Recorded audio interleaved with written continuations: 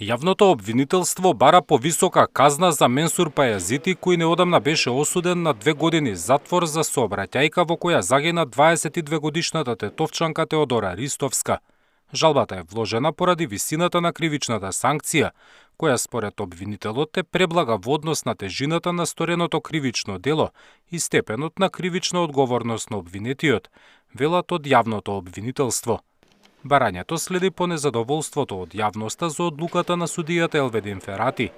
На ист став се и во јавното обвинителство, од каде велат дека бараат построга казна заради тешките последици од сообраќајката, во која Теодора прво била тешко повредена, а подоцна и починала.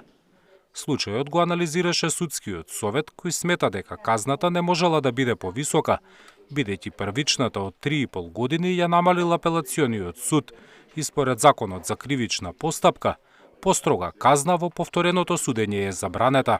Но според обвинителството, сепак постоел простор за корекција на пресудата. Последниот збор повторно ќе го има Гостиварскиот апелационен суд.